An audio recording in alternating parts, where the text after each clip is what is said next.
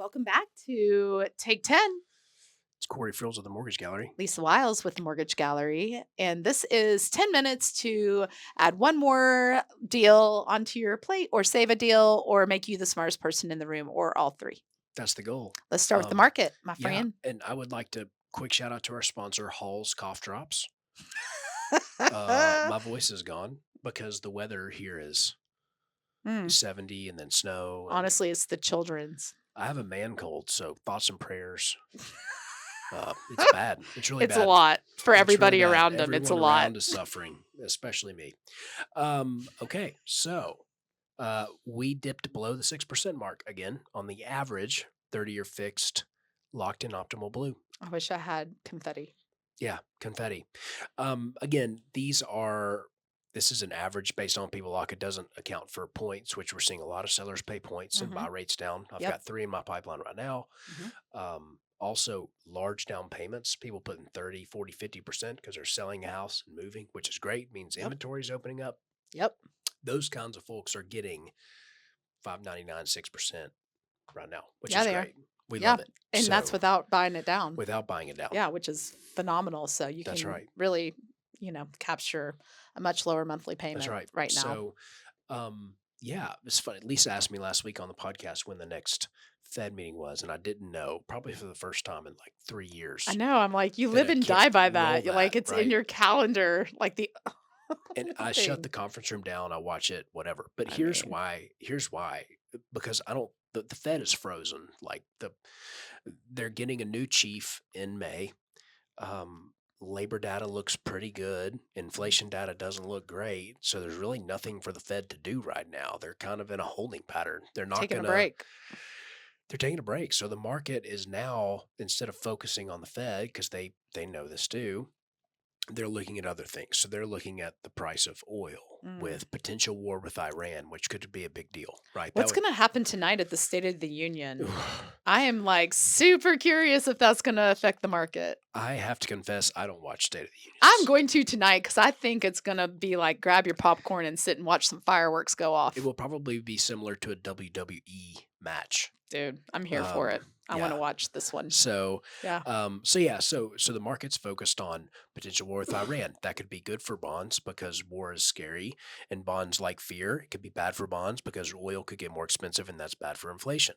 Uh, GDP came in weak last quarter. That should be good for bonds. But then PCE, which is the Fed's favorite measure of inflation, came in hot, and that's bad for bonds. So there's all this conflicting data. like it's However, pulling against each other. that's right. Yeah. But however, rates continue to trend down. So, but they're just floating nice and soft, right? So Mhm. if we're under 6 today, like let's be real, the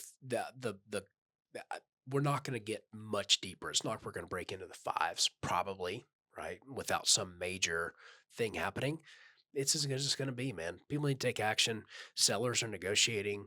It's an awesome time to be in Oh, sometimes. hold on. Wait, So that's true. Yeah, this let's hear this. we're not the only ones talking about this maybe, or maybe there's just a vibe out there, or maybe there was just so much pent up, like people wanting to make a move and they just felt like they couldn't open up the floodgates. We had a couple letters go out on the same property, and they ended up getting multiple offers, like north of 15 Holy plus crap. offers on this one house. And it's like, man, did they price that because in a way to create a bidding war, or is it just this pent up like demand that's coming to fruition? And honestly, I do think that just based on how many pre-approvals we've had in the Yeah, last it's a lot. last week or last 2 weeks, if you look at that snapshot, we are the beginning of a wave that you guys are gonna start feeling, because once they're approved with us, those guys are out looking at property, That's right. and we have been working our little fingers to the bones to Working get all these hard. people pre-approved, and there is a wave coming. And so feel that energy, feel that excitement. Be very deliberate on your follow-up and, getting these people into these houses quickly. And we, now seeing this coming, are being very deliberate on offering the strategy of that upfront underwrite, because We do not want cash to be the winner across the board. That's right. Just because you need financing doesn't make your deal worse than anybody else's That's right. if you do the work up front. So that upfront underwrite is going to be very important in the upcoming weeks to position your buyer to actually go into multiple offer situation and come out as a winner. That's right. Otherwise, you're just setting them up for disappointment and failure and It's sadness. sadness. Hmm, It's super important that we get in front of people as soon as possible. So if correct. someone comes to talk to you and they're thinking maybe about buying a house and there's any friction towards getting pre-approved, have them call us. We're not going to do a hard credit check. We're going to do a Mhm, soft credit pull. We're just going to have a conversation. But we have to get people prepared because once they set their mind on buying a house, they're going to buy a house. mhm. And what's going to happen is it's going to be Saturday night. Offers are due at noon on Sunday, Yep. and they're going to be self employed with 8 businesses and they don't know where their returns are. And it's going to be a whole thing that doesn't have to be a thing. We can front load all of this for them at no cost to them. Mhm. There's there should be no friction to getting pre-approved. Nope. You just have to think ahead and be more proactive and more deliberate on how you advise your clients because we want to win and we don't like being put in a position where we don't win every time. And so we want to have that time with your client and it takes 5 business days from the day we receive all of their supporting documents we need. It takes 5 business days to get them through a full upfront underwrite. Yeah. Well, I mean, thinking about it from your perspective as a realtor too, you're showing the house, you're writing the offer. These are hours of your day that you may say is just your job. Totally, totally get it. Let's be effective though, right? But you could be with your family and but you're gonna have to do it again and again and again and again Right. if you're missing out on offers. So it's more efficient for you. It's more efficient for the buyer because there's nothing worse as a buyer than having your heart set on a house and it going somewhere else. Let's nail this up front, Let's right? Am do I it. right? That's right.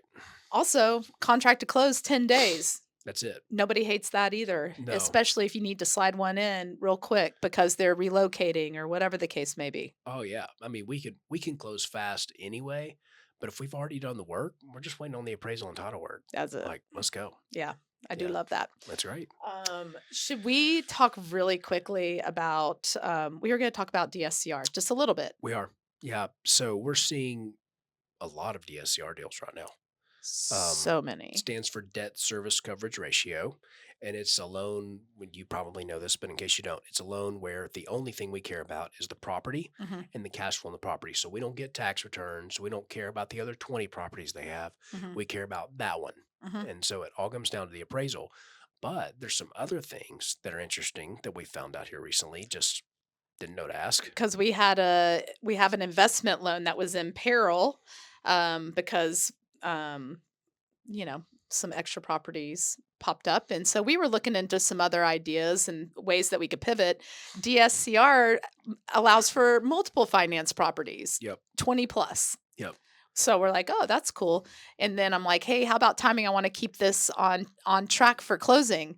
And they said, actually, DSCR does not follow TRID. Now, what is that? TRID is TILA RESPA integrated I'm disclosures. so proud of you. You like that? Only Notice I didn't come out with that. thank you. But that's what that's what happened in 2016 when the HUD one went away. Like, remember the HUD one, and then I don't even know what the GFE was the first stock, Yep. right? Yep. Like, and so those went away. We got the loan estimate, the closing disclosure. You have all those timing periods, right? It's With typically TRID, 7 days, right, to go beginning to end on that's a right. loan. You have all those required compliance deadline timing. So to not have TRID means That means that we're not subject to a lot of different things, right? You can close faster. Mhm, You may not have the same holdup on the CD, and there are caveats with it. As in everything, most DSCR loans don't have to do that, which is cool. One thing I do want to talk about really quick, and we do have to be quick because we're running out of time. I've seen a lot of chatter about non-credit reporting DSCR loans that everybody's super excited about. Like, oh, I want one of those that doesn't report credit. If you come to us to buy a house that like in a normal conventional loan, like if you're buying a primary residence, you have to disclose all the mortgages you have, whether or not they're on credit. And if they're not on credit, it's just more work for you and us. We actually have to go out and get the history of the mortgage and still plug it in. So it's really not that helpful if you're an honest person. And if you're not an honest person, we have a tool called Fraud Guard that's going to make you an honest person. It's gonna find it. It's going to find it. So, Something I want to talk about next week, and I think you guys should definitely tune in, yes, is AI and chat and how to use this to double your productivity. We've been leaning into it and we have a couple ideas. And I think maybe every week we should share one little nugget. 100%. You need to, this is your homework. You need to, if you have not, download the paid version of ChatGPT. It's $20 and Mhm. start playing with it. Just start playing with it. You have to. Eh, It's here. It's It's taking not going over. away. You got to be using it. So more to come. We work nights and weekends, Yes, we do. Hit us on our cell phones and we have jazz hands. later.